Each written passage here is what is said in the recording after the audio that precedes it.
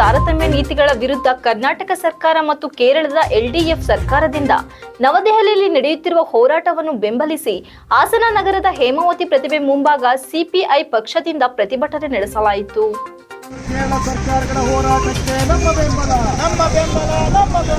ತೆರಿಗೆ ಪಾಲನೆ ಹಂಚಿಕೊಂಡಿದ್ದ ಪಾತ್ರ ಮಾಡುವ ಕೇಂದ್ರ ಸರ್ಕಾರಕ್ಕೆ ಧಿಕ್ಕಾರ.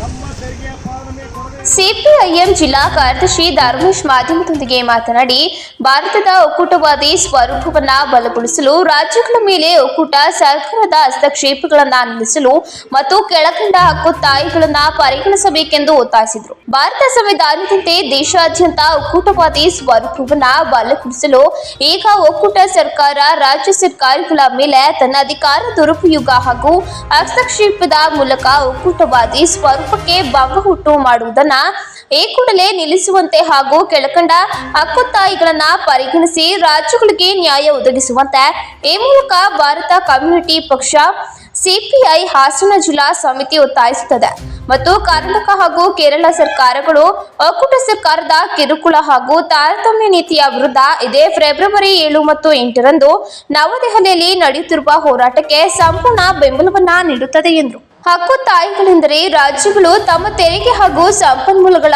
ಪಾಲು ಪಡೆಯುವಲ್ಲಿ ಒಕ್ಕೂಟ ಸರ್ಕಾರ ಅಡ್ಡಿಪಡಿಸಬಾರದು. ಕರ್ನಾಟಕಕ್ಕೆ ಬರಗಾಲದ ಅನುದಾನವನ್ನು ಈ ಕೂಡಲೇ ಬಿಡುಗಡೆ ಮಾಡಬೇಕು. ಒಕ್ಕೂಟ ಸರ್ಕಾರ ತನ್ನ ಮನಸ್ಸಿಗೆ ತೋಚಿದಂತೆ ರಾಜ್ಯ ಸರ್ಕಾರಗಳು ಸಾಲ ಪಡೆಯುವಂತೆ ಮಾಡುವುದನ್ನು ನಿಲ್ಲಿಸಬೇಕು.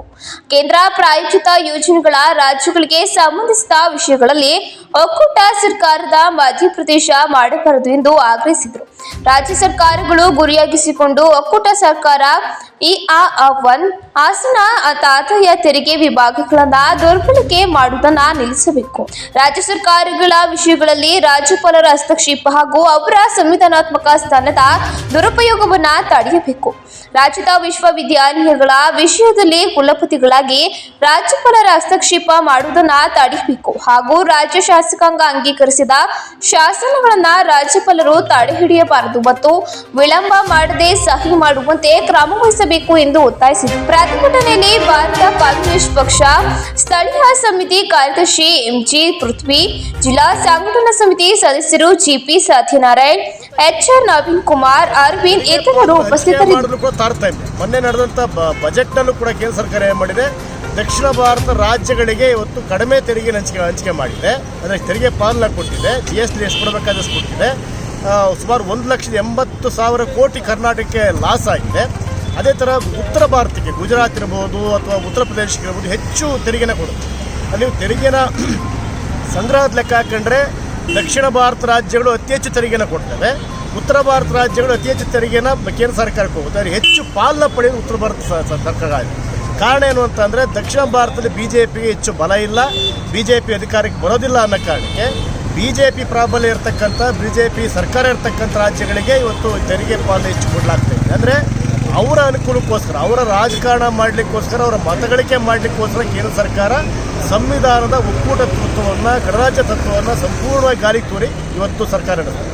ಜೊತೆಗೆ ನಾವು ವಿರೋಧ ಪಕ್ಷಗಳು ಅಥವಾ ಈಗ ಏನು ಈ ಸರ್ಕಾರ ಇರ್ಬೋದು, BJP ಥರ ಸರ್ಕಾರಗಳನ್ನ ಎದುರಿಸಲಿಕ್ಕೆ, ಅವ್ರನ್ನ ಹದ್ಬಸ್ತು ಇಡಲಿಕ್ಕೆ, ಚುನಾವಣೆಗೆ ಹೋಗದಂಗೆ ಮಾಡಲಿಕ್ಕೆ EDಯನ್ನು, CBIಯನ್ನು, ಇನ್ಕಮ್ ಟ್ಯಾಕ್ಸ್ನ ಬಳಸೋದ್ರ ಮುಖಾಂತರ ಮೊನ್ನೆ ಜಾರ್ಖಂಡ್ ಮುಖ್ಯಮಂತ್ರಿನ ಅರೆಸ್ಟ್ ಮಾಡಿದ್ದಾರೆ, ದೆಹಲಿ ಮುಖ್ಯಮಂತ್ರಿ ಅರೆಸ್ಟ್ ಮಾಡಲಿಕ್ಕೆ ಹೋಗ್ತಿದ್ದಾರೆ. ಅಂದರೆ ಇವತ್ತು ಭ್ರಷ್ಟಾಚಾರ ಅನ್ನೋದನ್ನ ವಿರೋಧ ಮಾಡಬೇಕು ಬೇಡ ಅಂತ ಹೇಳ್ತಾರೆ. ಆದರೆ ನೇರವಾಗಿ ಕೆಲವೇ ವ್ಯಕ್ತಿಗಳಾಗಿ ಟಾರ್ಗೆಟ್ ಮಾಡಲಾಗ್ತಾ ಇದೆ. ಇವತ್ತು ಯಡಿಯೂರಪ್ಪರ ಮನೆ ಮೇಲೆ ಯಾಕೆ ED ದಾಳಿ ಆಗ್ತಾ ಇಲ್ಲ, ಅಥವಾ ಇನ್ನೊಬ್ಬ BJP ಮುಖಂಡನ ಮೇಲೆ ಯಾಕೆ ED ದಾಳಿ ಆಗಲ್ಲ? ಅಂದರೆ ಕೇವಲ ವಿರೋಧ ಪಕ್ಷದ ಮಾತ್ರ ಭ್ರಷ್ಟರು ಕಾಣಿಸ್ತಾರೆ, ಇವರಿಗೆ ಬೇರೆಯವರ ಕಾಣೋದಿಲ್ಲ. ಅಂದರೆ ED ಮುಖಾಂತರ, CBI ಮುಖಾಂತರ ವಿರೋಧ ಪಕ್ಷಗಳನ್ನ ಹತ್ತಿಕ್ಕತಕ್ಕಂಥದ್ದು ದೇಶದ ಪ್ರಜಾಪ್ರಭು ಸಂಪೂರ್ಣ ಕಗ್ಗೊಲೆ ಮಾಡ್ತಕ್ಕಂಥಕ್ಕೆ ಮೋದಿ ಸರ್ಕಾರ ಹೋಗಿದೆ. ಸೊ ಅದನ್ನು ಪ್ರತಿಭಟಿಸಿ ನಿನ್ನೆ ಕರ್ನಾಟಕ ರಾಜ್ಯ ಸರ್ಕಾರ, ಇವತ್ತು ಕೇರಳ ಸರ್ಕಾರ ಏನು ದೆಹಲಿ ಪ್ರತಿಭಟನೆ ಮಾಡ್ತಾ ಇದೆ, ಅದನ್ನು ಬೆಂಬಲಿಸಿ ಇಡೀ ದೇಶಾದ್ಯಂತ CPM ನೇತೃತ್ವದಲ್ಲಿ ಕೇಂದ್ರ ಸರ್ಕಾರದ ಒಂದು ಒಕ್ಕೂಟ ಧೋರಣೆ ವಿರುದ್ಧ, ವಿರೋಧ ನೀತಿಯ ವಿರುದ್ಧ ಸಂವಿಧಾನವನ್ನು ಎತ್ತಿಡಿಬೇಕು, ರಾಜ್ಯಪಾಲರುಗಳನ್ನ ವಾಪಸ್ ಕರೆಸಬೇಕು ಅಂತ ಒತ್ತಾಯವನ್ನು ಇವತ್ತು ಪ್ರತಿಭಟನೆ ಮಾಡ್ತಾರೆ.